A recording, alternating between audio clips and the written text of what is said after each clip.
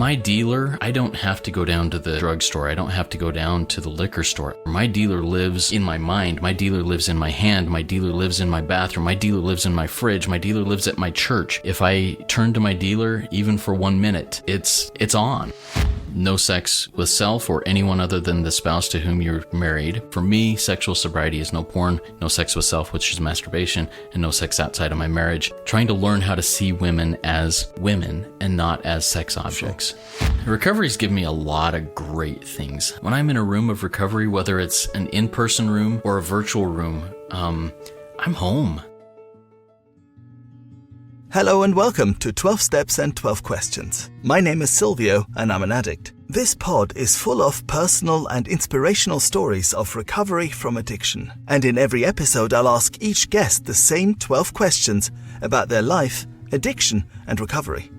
Quick warning, there will be some graphic descriptions and a healthy amount of swearing. For this episode, please welcome Justin. Justin, thank you so much for being my guest today on this new episode of 12 Steps and 12 Questions. Before we get to your introduction, just a quick announcement. We're doing something a bit different and a bit exciting today. This is my first remote recording. Justin is in the States, and we are also having our first recording where I am not dealing with someone who is a primary alcoholic. I think I'm okay with saying that. We'll get to that in a moment. But just to say, this is going to be a little bit different, and I'm excited to get going. Justin, would you like to introduce yourself? Yes, thank you so much, Silvio. My name is Justin. I am a son of an all-powerful, all-loving God and a recovering addict to sex. I'm a sex addict. And I'm grateful to be here today. One of the things that I have also felt a little bit hesitant in is that, hey, I don't identify primarily as an alcoholic or a drug addict, but as I have worked the program and as I've spoken with hundreds of addicts of all varieties, I have learned more and more that the core of the addiction is pretty much the same, no matter what the affliction is, what the outcome is. And I'm grateful to be walking this path as I identify with the disease of alcoholism very closely. Yeah, wonderful. Thank you. You may have, to the listeners, you may have recognized Justin's voice. Of course, he has a whole host of amazing podcasts, the Rico 12 family. We'll have a quick word about that at the end of the recording, Justin. I think it's time for us to get started with our 12 questions. So let's get straight to question 1, which is, did you have any adverse childhood experiences? Yeah, so thank you for asking that, Silvio, and I'm excited to go into this. A lot of times I look at these things and I figure, as I look back at my childhood, I had a fairly idyllic childhood. I had loving parents who were married and still are married to this day. I had 3 sisters. I was the oldest of the 3. But as I look back at things, what I grew up as is someone that felt I was pressed into absolute excellence and needing to be perfect in every aspect of my life. And I knew very early on that I was not perfect, that I had some things that were broken inside of me, but I did not think I was allowed to express those things. So through all of my childhood, I think the trauma that I experienced, while not necessarily, abuse or anything like that, was that I just couldn't measure up. And on top of that, not measuring up, I was and still am a very short person and small stature-wise. And I was very insecure in that throughout my whole life and felt I had to put out this persona of, I call it short man syndrome. I have short man syndrome. I will do anything to prove to anyone that I am still capable, no matter how short or tall or whatever I am. And that led to a whole lot of, fights, a whole lot of attitude and just feelings of rejection and being bullied. And I think that's kind of where I come from with childhood traumatic experiences. It's really interesting, isn't it? Because there are, first and foremost, I'm also not the tallest, so maybe there's a different podcast there to be had eventually. But I think there is what I'd like to call overt trauma, right? When we speak about adverse childhood experiences, what you were saying there's abuse, there is violence, and abuse of all other kinds, and there is the sort of less overt adverse childhood experience, which, like you were saying, and this is something I can relate to as well, is expectations is a really big one. So it sounds to me like you grew up in a really pressurized environment. Yeah, that's how I kind of describe things when I go through my story with people, is that I had to be perfect. Even though life inside our home was not perfect, at least living on the inside. From the outside, everybody looked around and said, "Oh, look at that family. They've got their crap together. They know what they are doing, and they are where they're supposed to be and looking how they're supposed to be." And inside, it just wasn't that way, but I felt the pressure to express that at all costs, that everything's perfect, no matter how I felt. And was there ever a time maybe where the fact that you weren't quote unquote quote perfect, that you weren't fulfilling this expectation, where that came to the fore? And if it did, what would happen? Yeah, I'm trying to think of a specific time. I can only think of like feelings, emotions that I had when I fell short of that I wasn't making my mom or my dad or my grandparents proud. If they knew what was going on in my mind and in my actions behind closed doors, they would be ashamed of me and disown me and say, "You're just not part of the family anymore. You're out." And so I think most of those feelings were self-imposed, and I made sure that everything was a secret. As a sex addict, nobody knew anything except me and my victims at those times.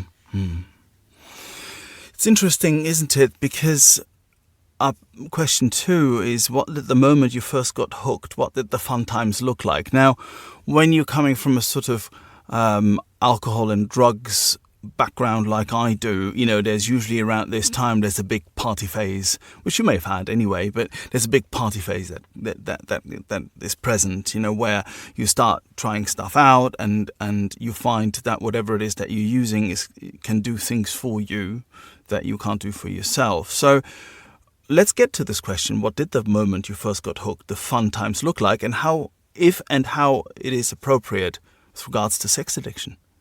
Yeah, thank you for asking that question. So I'm going to go back and share a little bit of my story and what built to it to get to that point. I was 6 years old, and I was playing out in a vacant field behind my house. There was an irrigation ditch back there, frogs and snakes, and I was being a 6-year-old just having a good old time. And I stumbled across someone's discarded magazine, adult magazine. And while for many people that wouldn't be a big thing in their life, the first image I saw is still burned in my head. It is there, and it is something that as soon as I saw it, I thought, what is this? I love it. I need it.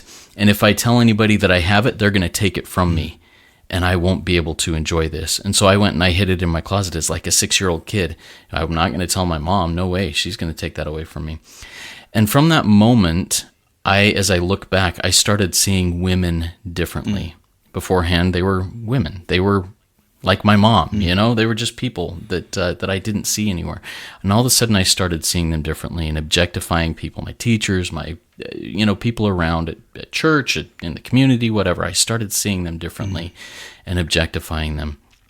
And then when I was about 11, a cool kid moved into the neighborhood, and this guy, he was my age, he was in my class at school, but as an 11-year-old, his voice was already starting to change. He was far progressed beyond me in terms of maturity, and I just wanted to be like him. He was strong, he was big, he was, all of these things, and he was cool. He had long hair and just was a rebel, and I just wanted to be like him. And one day he invited me over to his house after school, and I was like, heck yeah, go over, I'll be the cool kid. And he introduced me to the concept of masturbation, and that's where the party started. I all of a sudden went, wow, I can't live a minute without this. I can't. And from that moment on, every single waking or sleeping moment I had was, how can I next act out? How can I next get this high? How can I next experience something new that sexually that I just needed? And I think that's where the party phase started. Now, I was still very like I said, on the outside, I had to look like this clean-cut, church-going, whatever, perfect person. But on the inside, and my mind was very much a sewer and a pit of darkness and gross. So, yeah, that's kind of where the party phase started and where it went. You know, I don't think that 12, 13, 14-year-old boys do much else but masturbation, right? In that, I think there's a part that is just normal and healthy and so on. What I find interesting here is that you speak of if I understand this correctly, you speak of an obsession really from a really early age, which is, I suppose, somewhat different to what I experienced. I mean, it's a fine line, I suppose, on what do you know when you're 13 or something. But looking back in hindsight, from the way you're speaking, this was clearly something you could relate to later in life as being part of your obsession. Yeah, and you know, like you said, I don't think that most young people who experiment with masturbation and have those thoughts and those experiences become addicted necessarily. But for whatever reason, I was wired that, I mean, as soon as that happened, that was the only thing in life that ever mattered, ever. And I would just ditch out on everything. I'd miss out on everything in order to achieve those highs, in order to, take bigger risks in that. And as I mentioned, I was a small guy. My voice didn't change until after my 10th grade in school. I was 16 years old before my voice ever changed. It was not a hormone thing. Yeah. It had nothing to do with hormones. And that's something that as I look back at, I go, man, how did this all happen before hormones were ever even around, in my body? Yeah. And so yeah, that's some interesting things that I look at and I go, this is normal, or is it? It's not for me. No, absolutely. It must have been a heck of it must have been a really difficult thing to hide and live with. If I think about large parts of, or most of my addiction really was when I was away from my parents and I didn't sort of have to look straight in the mornings and evenings, or you know what I mean. I felt that there was just enough leeway for me to be able to hide things. One of the reasons why I came into recovery, I guess, quite late at 48. One of the reasons for that is because I was able to hide for a long, long time. I'd have thought that when you're a 15, 16-year-old kid and you have this inner thing going on, it must have been incredibly difficult to hide.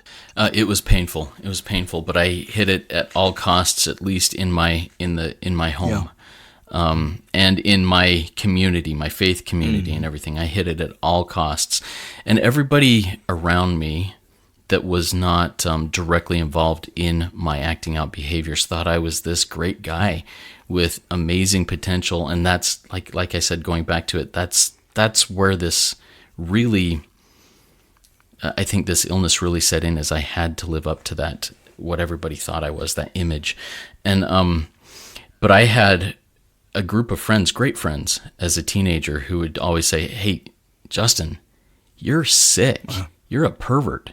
And they'd say stuff like that, and I'd just kind of laugh it off. Whatever, I'm just like everybody else. But I would say things and make references to girls and women as they'd go by, and my friends would be like, "Dude, what is wrong with you?" So, yeah, there were some things that couldn't be hidden by those who were around me when I was more real than when I was in my home. Yeah, interesting. And do you find then, if I understand this correctly, that the fact that everybody thought of you as this great guy, and that which sort of emphasized a double life almost, right? That this was an accelerant, that this was one was sort of feeding into the other? I think so. And I think it really came down to, I think shame was the accelerant, because I knew I was not the same person. I knew that I had to live, I knew that in the public eye I had to be this way. And I knew that in private I was not. And that one of those two, or both of those two, were nothing but masks of what was really there, and I didn't know what was really there. And it just, for me, it just fueled things and helped them spiral out of control. And how did it progress from there? I mean, question 3 is, what were your worst consequences? And finally, your rock bottom, and I caveat this almost every time now, is that not everybody has a rock bottom, or you may have many, and so on. But if we're talking about progression, and of course, with alcohol and drugs, the progression is really visible, right? And depending on which drugs you use in particular, it can go very, very quickly. And it's extremely visible, and so might be your rock bottom. Now, how was your progression? Because it is also a progressive illness, I take it. Absolutely. It is a progressive illness, and it only gets worse, never better. And the progression for me, while it was semi-restrained in comparison to some other sex addicts that I know, it was mostly restrained, I think, because of this image that I felt I had to portray everywhere else. As I got older, I was put in more and more service type positions, leadership type positions in my faith. I was asked to do different things, and on the outside, I felt I have to be at least put together enough to do these things. So it kept me from a lot of the other places that a lot of sex addicts go to. Gratefully, and I say this with a massive amount of humility now, to this point, I have not yet gone outside, physically acting out outside of my marriage. I haven't gone to prostitutes or anything like that yet. But I know this is a progressive disease. And I think the only thing that has kept me from that, like I said, is the desire to want to be the person that people saw me as. And the rock bottom really was when my wife found out. We had been married 10 years before she knew. Wow. I was dishonest with her. I was dishonest with everybody. And we had been married 10 years. And finally one day I came home after a church meeting and I just said, I am dying. I need to get this out. And I said to my wife, I'm struggling. And this is my story. And I shared it with her. And it crushed her. It crushed her. And at that moment, gratefully, she started to get support. She started going to 12-step rooms. I was not willing to do that. No way. No way was I willing to do that. She started going to like Anon rooms right away, and she started finding healing for herself. Now, my rock bottom came about probably 7 years later after that, because I still wasn't. I was just trying harder, willpower, basically stuff, you know, and it was not working. But she came to me one day and she said, you know, Justin, and this is where it really hit me. And this is going to sound like a strange rock bottom to some, but for me, this was very powerful. She came to me, she said, you know, Justin, if at the end of this life I'm hanging out with God and you're not with me, I'll be sad, but I will be okay because God takes way better care of me than you do. And for a proud short man syndrome guy who's putting a roof over your head and food on your table, taking care of the kids and all these things, and on the outside looks like a great guy, that was a punch in the gut. And I went, I'll show you. And I'm going to re-triple my efforts to make this happen. And I couldn't do it. And that was my rock bottom. No matter how much I tried, no matter what things I tried on my own, it wasn't going to work. And I finally said, okay, I am here crawling on my belly. What do I need to do? So that was my rock bottom. It's a really impressive rock bottom, actually, I think, because if you think about it, if the person you share your life with says that to you, you also think about what it must have taken that person to get to that point, right? The emotional pain that we put our loved ones through really shines through there, I think, you know. So if you don't mind me asking, and there are, as ever, you don't have to answer this, but I'm just sort of for identification also, maybe for those who are listening, you know. So you're an active member in your church, so that's an important bit because, of course, it ups the ante to a degree, and people are looking at you as someone to look up to, right? You have, right? There is that. You're married, so you're in a monogamous relationship, and yet you carry this thing with you. Now, you have said, right? You haven't so far, and heaven forbid, you would, but you haven't so far been with prostitutes or acted out and so on and so forth. How then did it manifest, if it didn't manifest that way? It manifested, through pornography, through masturbation, through emotional affairs. I would have a lot of emotional and, like sex. It was before sexting, so there wasn't sexting, but like phone calls with people, and just connection with women that are not my wife, that are just not, that I wouldn't want my wife to know about, Yeah. And that's how the manifestation was. And that's honestly, I still, to this day, am very blind to how easily, and it is not a bad thing to be friendly with women. It's not. It's not. But my disease takes that friendliness and twists it so quickly and so subtly to, the first thought is, I wonder what she's like in bed. The first thought is, I wonder what she looks like. I want, and trying to manipulate things subconsciously so that might happen someday if things worked out just perfectly. And even to this day, that is where my brain, where the self's will is to make those types of things happen. And it sneaks up on me, even if I'm trying to be very aware of it. Yeah. For me, as a cocaine addict, the best avenue for me to feel myself into that position is the way I felt often, not always, but often when I did cocaine, and how my view on the world on women would shift. Now, I didn't act out either, right? But that objectification, right? Even if you're just going out, I don't know, running errands or whatever, and every woman that you meet is seen entirely and purely as a sexual object, as a fantasy object. I'd creep myself out feeling that way at that time when I was doing that, and it's sad, but it's worth saying and noting that towards the end of my using, so confused was I between that person when I was high and in that space and the hours of porn, and the person who I really am, that I didn't really know in the end who I was any longer. So I can perhaps just to a certain degree feel my way into what that must have felt like for you, and how disconcerting this must be when you don't have a trigger. Like, I knew exactly, yes, of course, it's because I took a line at 3 o'clock and then another one at 4 and another one at 4:30. The for you, it's much more fluid. It's much more fluid like that. There's no trigger. Yeah, and that's something that I've shared in other places before, and I've written about this a little bit too.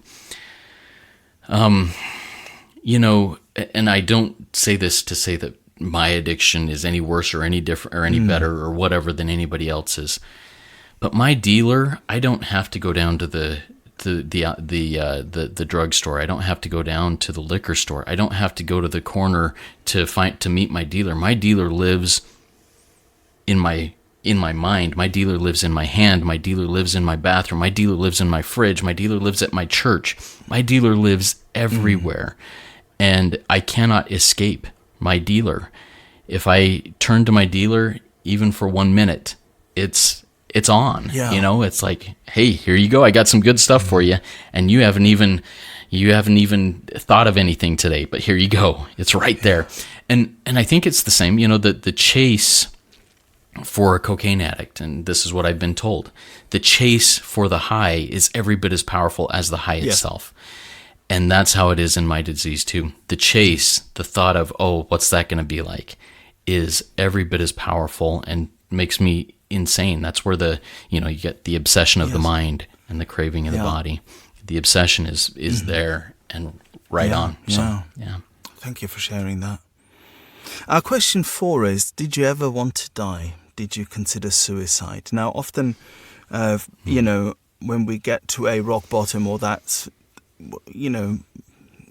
those places where we can't seem to go any further, so tough is our shame, it's so deep does it run that sometimes we don't want to be here any longer.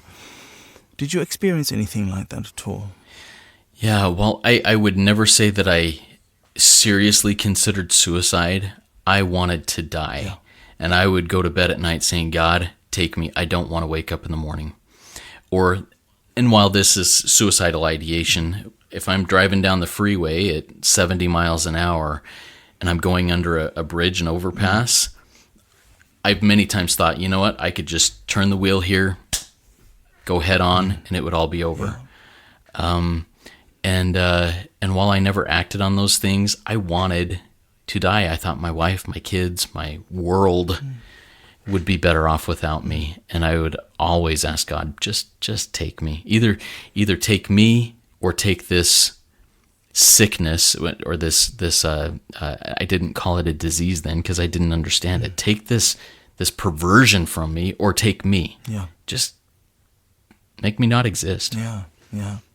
Is that how you called it then at the time? You called it a perversion. Is that how you viewed yourself? Oh, definitely. I viewed myself as a pervert, as somebody that was a sicko. And although on the outside I didn't look like the stereotypical guy in a trench coat going around flashing people or whatever, that's how I felt. I was an absolute sicko. It must be very difficult,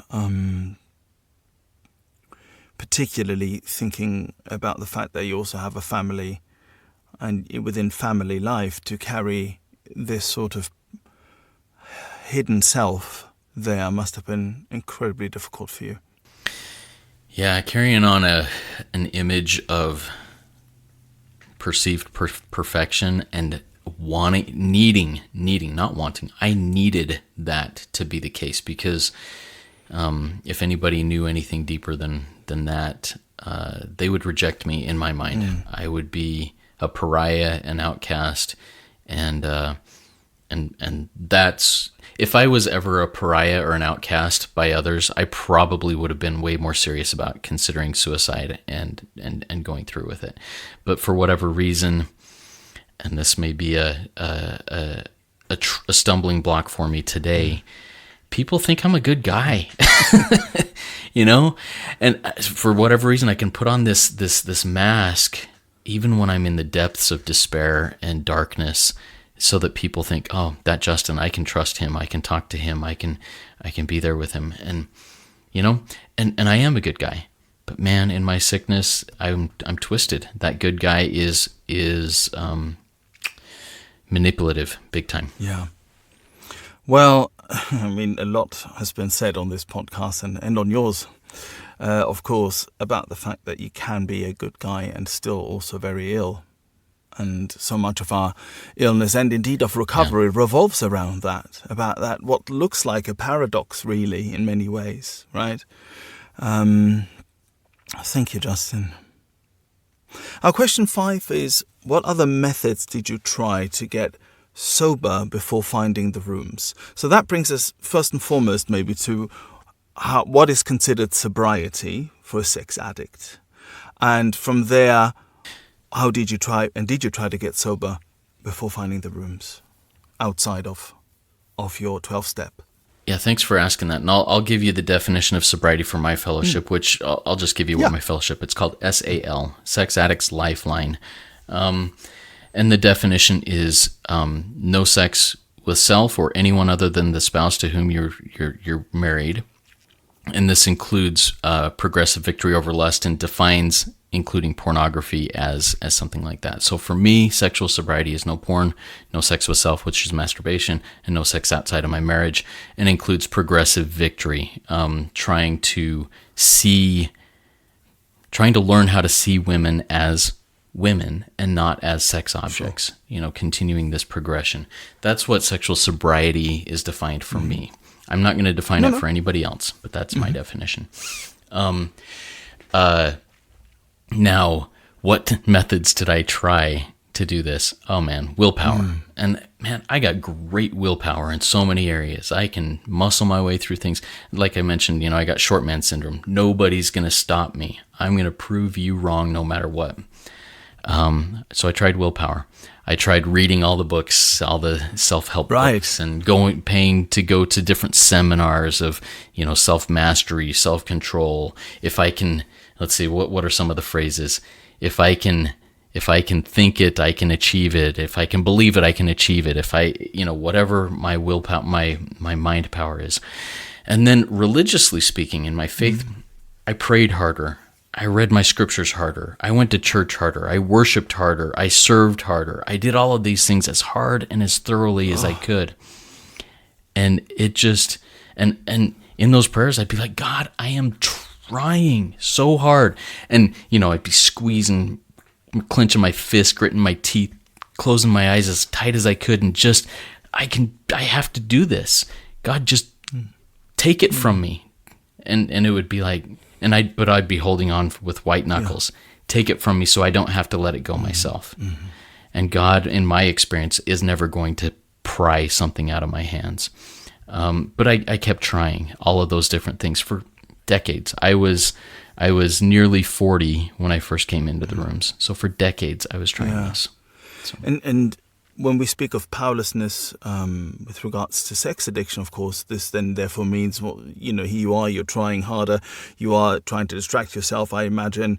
I'm just trying to sort of draw parallels to my own experience. And you're trying all day. Like I try all day to say, okay, do you know what? I'm not going to use till 6 o'clock, or I'm not using today at all, right? And then and I'd be doing whatever I think whatever is required in order to get me there. And I'm white knuckling, and I'm a great white knuckler, and all of that. And then in the end, my powerlessness would just overcome me. And so I'm assuming it would be the same for you then. If you're enjoying this podcast and would like other addicts and alcoholics to hear it, then please make the pesky AIs and algorithms work their 12th step. Hit like and subscribe. Absolutely. If I, by some miracle, made it through a day without acting out in my addiction, the next morning I'd wake up and I go, I made it through a day. Let's celebrate by acting out. Yeah. And it would be all over again, And the insanity of the situation, the powerlessness, the unmanageability just continued to build and grow. Yeah, absolutely. And I suppose unmanageability within sex addiction, I'm assuming it doesn't really look all that different to unmanageability in alcoholism and drug addiction, in that, you're hiding things, you're not responsible, people can't find you when they need you, you're missing appointments, is that right? Absolutely. Yeah. Missing appointments, disappearing. I had a job at that time where I was out in the field. I had a service truck, and I was working out in the field doing service work, and I would just disappear for a whole day. People would be trying to get a hold of me. Hey, Justin, we need you on this job, and no, I'm gone. I'm getting paid for it. And that's just crazy. The unmanageability, I think, is very similar. When I'm drunk, I'm every bit as disconnected, I believe, as anybody who is literally drunk or high. I'm just disconnected from reality. Question 6, and this is going to be interesting, is did you struggle with the word God? Now, one of the reasons why this question is in here is because, first and foremost, I suppose, because I struggled really badly with the word God when I came into the rooms. But I see this often, and of course there's a whole chapter about it in the book, and if I remember it correctly, one of the reasons why it is there is because the New York faction, they were struggling with this, whereas the people in Ohio seem to have had an easier time. I may be overly simplifying here, but in terms of the book. But nonetheless, for many people that I know, they've come at this from a position of I don't really believe in God, and there isn't much of a God, and and if he is there, then he's not nothing. He's not really anything. He's not done anything for me, right? Now, you've said a few times now that you are a member of a church. You work your faith hard. I'm paraphrasing. Where did you struggle with the word God, and if you did, how? It must have had a particular slant. Oh, this is a great question, and this is a game changer in my own recovery. I did not struggle with the word God, but I struggled with, when I introduced myself, I'm a son of an all-powerful, all-loving God. That God did not exist for me then. Yeah. It existed for everyone else, but not for me. And when I first started my steps, I remember my sponsor taking me through step 2 and 3, and I was like, I got this. I know God. This isn't a big deal to me. 5 years later, I'm 5 years into recovery, 5 years in sobriety. all of a sudden I had this wake-up call of, I don't believe that God cares about me. I am nobody. God does all these things for everybody else, but not me. And I'm sitting there preaching it at church. I've spent 2 years of my life full time telling other people about God, and yet that same God didn't care about me and was not strong enough to deliver me, was not strong enough to help me. One of the biggest things that I did in recovery was eventually I did what is called in the SA fellowship, Sexaholics Anonymous, as a step 2 inventory, where I basically fired God and hired a new God. And it was a powerful experience for me. Now, I want to go to, you said there's a whole chapter in the big book on this, We Agnostics. I want to share something that I've got in here that has been a game changer for me. It's the second paragraph on page 44 of that chapter. To one who feels he is an atheist or agnostic, such an experience seems impossible. And the experience is that relying on God to deliver me from something that I cannot quit entirely when I want to, or when I start, I can't stop. I may be suffering from an illness which only a spiritual experience will conquer. So once again, let me read this. To one who feels he is an atheist or agnostic, and I add in, or religionist. If I think that God, how I understand God, is the only way God can be, I am blocking myself off every bit as much as an atheist or an agnostic. And that's where all of a sudden I went, holy crap. The God of my understanding is a small g God. I need a capital G God that can actually do this for me, not just for everybody else, but for me too. And I fired that small g God. I said, you're out of here. You no longer have a place in the corner office of my mind and my heart. You're out of here. I need to find a God that is capital G, that is strong enough, loving enough, powerful enough, caring enough, whatever, to do what I need God to do at this time. And that experience changed everything. And I said, my whole life I've been this faith-based person. And I still am. And I'm still in the same faith as I was, but I am a totally different member than I was before. I am such a different member than I was before, such a different practitioner, because the God that I now serve is a capital G God. And not just in name. He's not, that God isn't somebody that when I pray, the words are bouncing off the walls. I now have this two-way communication with this God that gives me what I need. And there's my experience with God. And I hope that's helpful to somebody out there. It's helpful to me because it answers a question I've often asked myself, which is, so again, I came at this from the sort of agnostic point of view, right? And I always thought that people who were religious, right, who believed in God, even if they maybe weren't active church members or something, but they didn't have as big a mountain to climb as I did, right? Because I had to kind of start it, not at 0, but -5, right? I had to fire my very small conception of God, right? And all the resentments and things that I had, took an entire step forward, second one, to get rid of that, in order to come up with what is a God that is personal to me, to Silvio, right? Because that's the only way that is going to work for me, which is, I think, my way of saying capital G God, right? But I always had this thing kind of going, but if you're coming in, you already believe in God, that's the work kind of done for you. But then I would see that people who do say that they believe in God, that they would still struggle with the program and struggle to stay sober. And you've so brilliantly explained why that would be and how that comes about. Brilliant. Thank you. Yeah, I mean, and I just want to make one more comment on this because I feel to.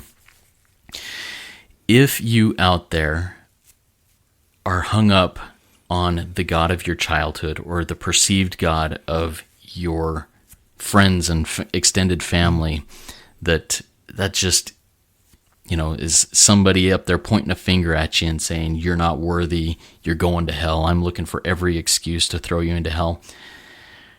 That is not a God who will or can help you in this disease. Yeah, absolutely. You need to fire that God's butt and find a new one that can. Yeah. It's really powerful. And this has really clarified so many things for me personally here, and I hope it'll reach the ears that need to hear it. That's really brilliant. Religionist was the word that you used. Religionist. Yes, Brilliant. yes, religionist. Brilliant, thank you. Question 7 is, how do you experience your higher power, or what are your God moments? So it'd be great if you had anything to share there. Yeah. So, a handful of years ago, I would have said, I experience God when I'm at church, when I'm reading my scripture, when I'm doing these different things. And while I still do that, that is not where I experience real connection with my God. Where I experience real connection with my God is right over here. I have a desk with a candle on it, a notebook of paper, and a couple of pens. And that's where I experience God. I experience God when I walk out my front door and take a walk through the neighborhood in the beautiful springtime when we've got blossoms coming out and the smell of blossoms and the view of tulips and dandelions that are coming up out of the ground after a long, cold, gray winter. That's where I experience God and how I experience God. And I experience God when I'm working one-on-one with another, and in this, with another alcoholic. And that's how I define other people, because the big book is my book of recovery. When I'm working one-on-one with another alcoholic, when they speak to me, or when I speak to them, words that I was like, wow, where did that come from? Right. That's from God. And that's how I experience God today.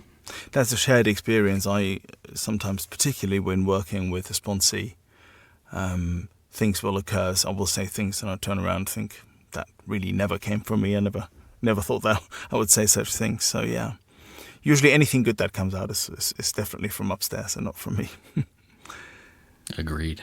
Question 8 is, which parts of the steps were the most difficult for you? So I'm assuming you have, I know that you just said that you used the book, but I'm assuming there might be other texts that are also part of your fellowship, and maybe the steps are slightly different. Talk us through that a little bit, if you don't mind. Yeah, the big book is my primary book. In my fellowship, we also use the 12 and 12 from Alcoholics Anonymous. We also use the white book from Sexaholics Anonymous, and another piece of material called Step into Action from Sexaholics Anonymous. Also, SAL has published its own book, which is it's a companion piece. It's not to replace any of those documents. It's to supplement any sort of step study. And in the steps, the only changes in the 12 steps are in step 1, we admitted we were powerless over sexual addiction, that our lives had become unmanageable. And then it's funny, step 12, because of sexual addictions, the closing phrase, and to practice these principles in all our affairs, turns into to practice these principles in all we do. Yes. Right. Because affairs has a strange connotation for us sex addicts. Yeah, quite right. So those are the only changes in the 12 steps for my fellowship. But the steps that gave me the most trouble initially was step 4 and 5. Because there was no way I was going to admit to anybody, myself included, and God included, my struggles and the things that I had done. And then step 9 is one that I still am really hesitant to. And I've had all sorts of awakenings in my life about this, and I felt good about it. But I still have a hard time with the concept of, excuse me, I still have a hard time with the concept of going and making direct amends with people that I've harmed. And I love the line, except when to do so would injure them or others. But I think sometimes I take that as an excuse. You know what, this is going to injure them or others. It's going to be hard for me. It's going to injure me. So I'm going to hold off on that, But those have been the hard ones. But as I really look at it, the hardest one was step 2. Even though I was, and I talked to you through that a little bit. Absolutely. That was painful. When I fired my perception of God, I thought, what am I going to stand on? Am I going to fall and into a bottomless pit and never have connection to anything or anyone again? Am I going to be just a lost soul without any sort of tie to anything but my fellows here? And gratefully, it only took about a week and a half before that capital G God showed up and did that. But that week and a half was hard. And the idea that I'm firing God, does that mean that I've got to step out of this family culture that, once again, I would feel like I would be an outcast or pariah if I stepped away from it and be rejected. But I think that was honestly the hardest one. It's a very powerful threat, isn't it? Being an outcast, being a pariah. It's odd because what is weird is that this includes me. I've spoken to so many addicts and people who struggle with addiction, who on the one hand want to see themselves as different and, like to think of themselves as being sort of very individualistic, this, that, and the other on the one hand, and then on the other hand we complain about feeling marginalized. And we have an illness that can marginalize us and does marginalize us and puts us to the side. But from you, you were always really quite happy to be part of it and not be marginalized. So this must have been an extra potent threat for you. Yeah, I think my whole life has been trying to fit in, to be accepted, and to do anything I could to be accepted. And being marginalized, being disconnected from people is a great anxiety, a great fear in my life. And with that, though, I mean, we read about we could be alone in a room of thousands. I could be at a concert with 30,000 people jumping and screaming and feel absolutely alone and isolated. And yet I'd be surrounded by people that I say I love, that say they love me, and still feel absolutely alone. But if they turn their backs on me, that would be the hardest thing ever, I think. Yeah, for sure. Our question 9 is, which character defects give you most trouble? So we touched a bit on fear here, haven't we, over the last couple of minutes or so. But what else comes to mind for you? Things that might be in the way of your recovery, the character defects. Yeah, I've got a whole slew of them, but the ones that give me the biggest trouble are avoidance, procrastination, laziness. But avoidance and procrastination and laziness kind of fit in the same circle. Fear, fear of being rejected, absolutely. Those are big ones. And another one, and I think this is fairly universal, is pride. Man, I need to be seen as somebody that's making a difference.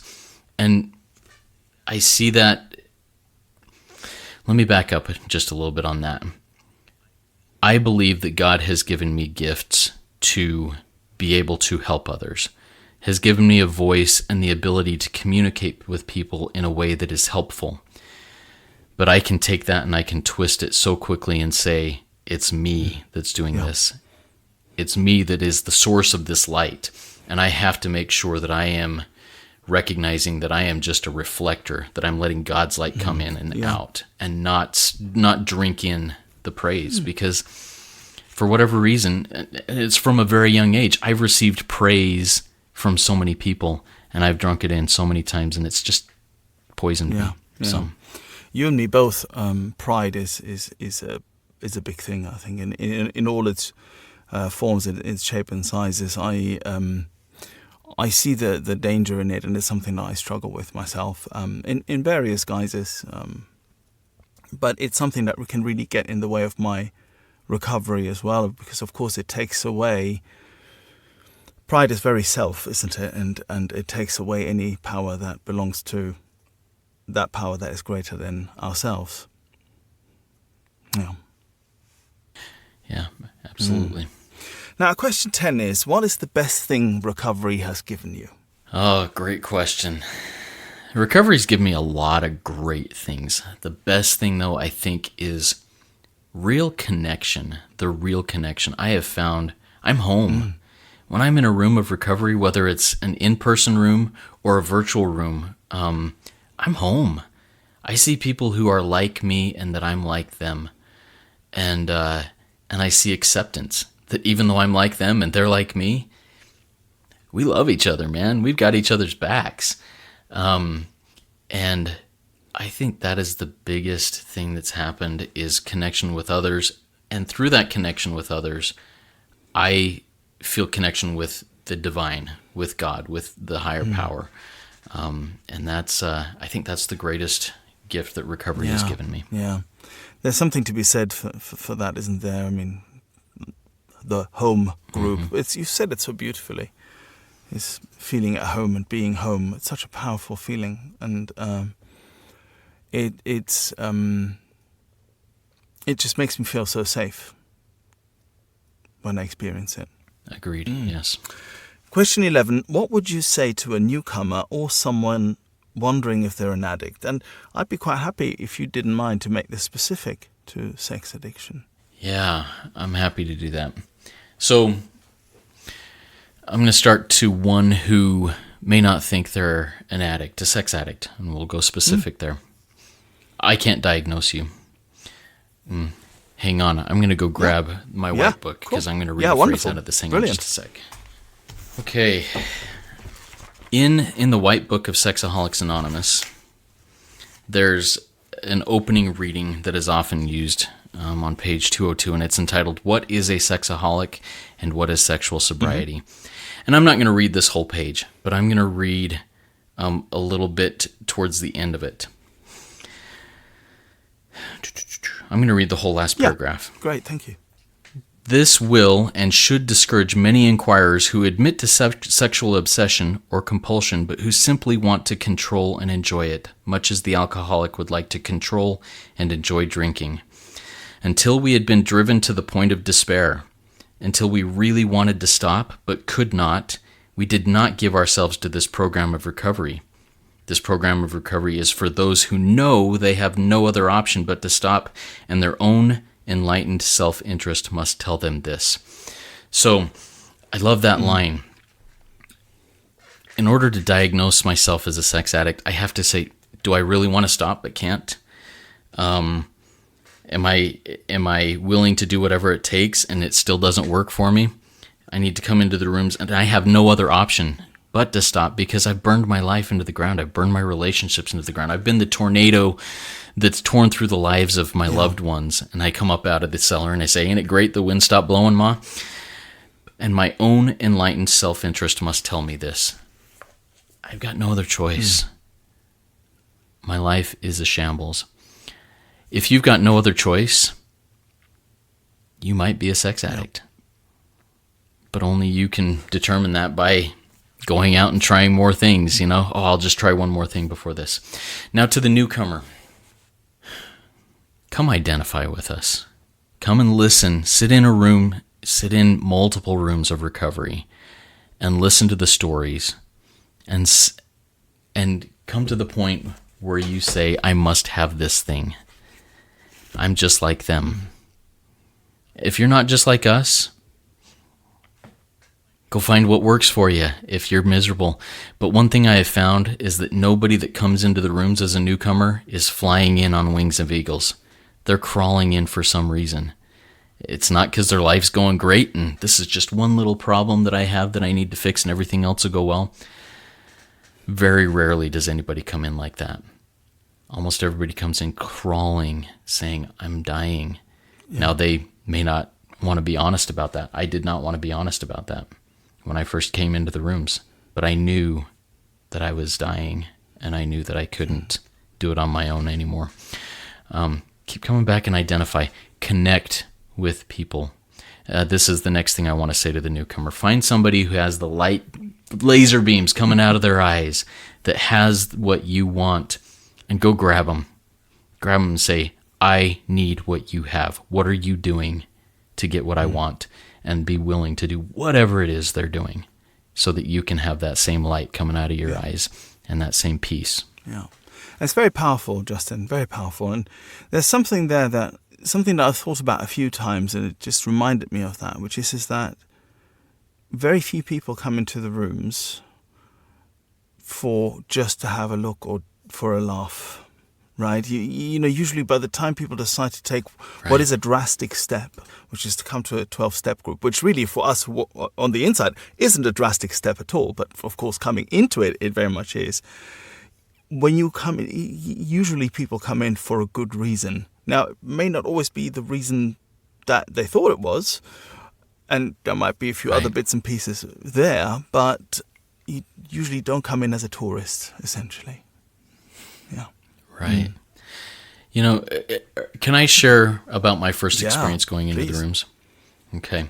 So, like I mentioned, my wife had been doing 12-step work for almost 8 years after she learned of my struggles and my addiction and my disaster in my life. And I was seeing the light turn on in her eyes. She was working the steps. She was sponsoring others. She was doing all these things. She was doing service. And she'd share with me her step work progress. Hey, I'm doing step 4, and here's what step 4 is. And she'd tell me all these different things. And the whole time I'm going, oh, this sounds pretty cool. I don't ever want to do it, you know? And finally, about a month and a half after she came to me at my rock bottom and said, hey, I'm good even without you. I came to her basically crawling and said, all right, I can't do this. Tell me about these meetings. Where do I need to go? And she, to her credit, she kind of laughed and she said, whatever, here's where they are. Do with it what you will. Yeah. And I was determined that I would go to one meeting and be fixed because I can do anything, you know? Of course. I'm going to go to this one meeting. I'm going to sneak in. I'm going to sit in the back row. I'm going to listen. And as soon as it's over, I am out of there and I am never coming back again. And I did that. Thank God that there was a man there. His name is Benjamin. I love him to this day. He's my hero. And as soon as the meeting was over, I jumped up and I was heading out those doors as fast as possible. This guy chased me down and he said, hey, you are in the right place and I will see you back here next week. And he issued a challenge. And short man syndrome, you issue me a challenge, I'm not going to back down. Yeah.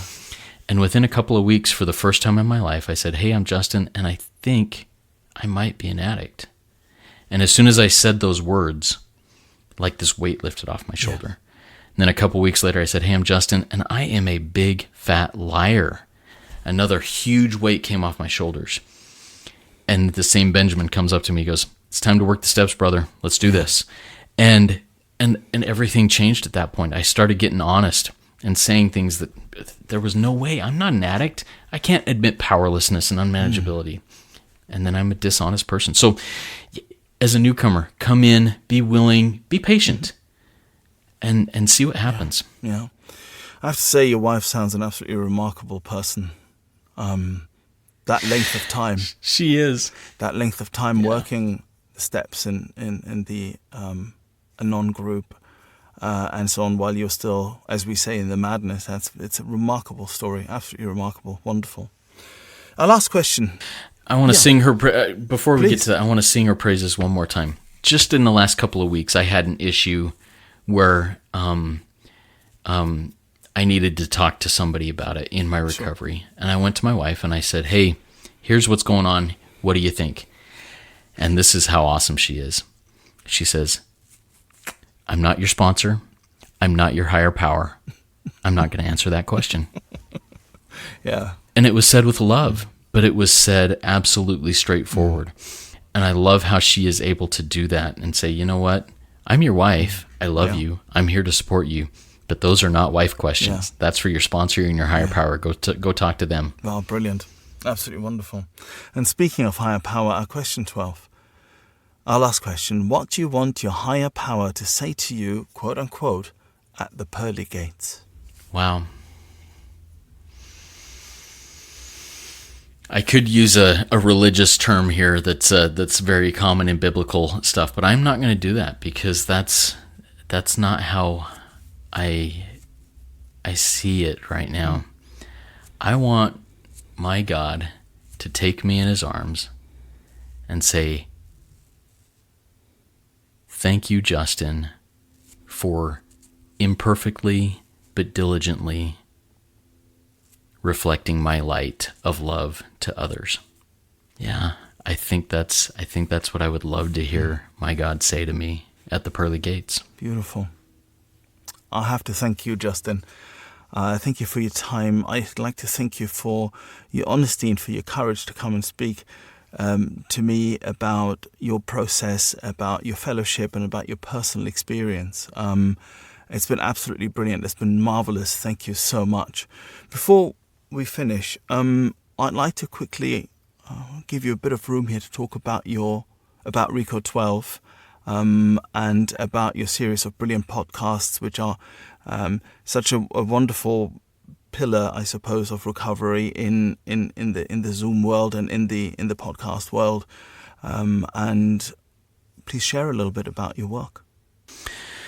Yeah, thank you so much, Silvio. I appreciate that. I had totally forgotten that we were going to come back to that. So I'm grateful that you're given the opportunity. So Rico 12 is a project that was born about 3.5 years, about 3 years ago, I think. I was a podcaster previous to that, and I did a podcast called Journey Through Life, and I just have long-form conversations with people, everyday people, ordinary people with extraordinary stories. And towards the end of 2019, well, so it's been 4 years. It's almost 4 years that Rico 12 started. Towards the end of 2019, my higher power was just pounding on me. Hey, do a series on each of the 12 steps with people from all over the place. People you don't know who they are. I'll connect you with them, basically, is what it was. And I did this. And I did this series on each of the 12 steps with people from all over the world, different addictions, different backgrounds and everything. And I loved it. And I went back to 2 or 3 more episodes of what I was doing before, and I just felt empty. I was like, no, I've got to get back in the recovery world. And I started looking around at how I could do this, and just this idea of a speaker meeting, a recorded speaker meeting came to mind with people from all addictions, all afflictions, all backgrounds, all faiths, all nationalities, whatever, to share their experience, strength, and hope, and then do a Q&A afterwards.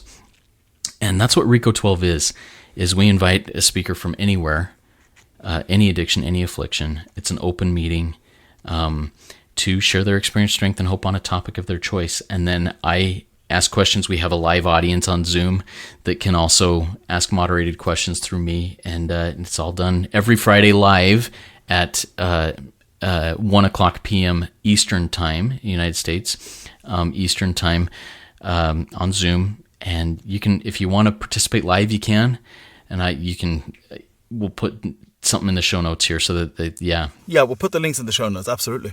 And then, but you can also listen podcast anywhere podcasts are heard by looking up Rico 12. That's RECO 12, like recovery 12-step, Rico 12. And also, so that's the flagship as a speaker meeting. I also record a big book roundtable with 2 fellows who know their big book inside and out and have great experience and great energy, with Nikki M. and David G. And they're just fantastic. We sit around a virtual roundtable and discuss. We go from front cover through page 164 in the big book and deep dive into it. And then another Rico 12 project is Noodle It Out with Nikki M., where we just take a everyday question that somebody has, a struggle they're having in their recovery, and go to the big book and find solutions. And it's just a fun time. Rico 12 has really revolutionized my own recovery. It's opened my eyes so much to the fact that, well, my understanding that addictions of all kinds boil down to the same core. It's the self, the self's will getting in the way. So anyways. That's great. Thank you for letting me share that. Yeah, no, my pleasure indeed. That was absolutely brilliant. Thank you again, Justin, for being my guest today on 12 Steps and 12 Questions. We'll make sure to put links in the show notes, and I hope that you've had as good a time as I have. It's been absolutely a privilege. Thank you. And thank you, Silvio. You made it very comfortable for somebody who felt like an imposter coming in. I feel welcomed and loved. Thank you. Wonderful. Thank you. We've come to the end of this episode. Thank you for listening. If you've enjoyed it and would like other addicts and alcoholics to hear it, then please make the pesky AIs and algorithms work their 12th step. Hit like and subscribe. While this pod is based on the 12-step recovery program, it's not officially affiliated with any 12-step fellowship. 12 Steps and 12 Questions is not substance or behavior specific. It's fully self-supporting and not for profit. And you know this next bit. It's not allied with any sect, denomination, politics, organization or institution. It does not wish to engage in any controversy, and it neither endorses nor opposes any causes.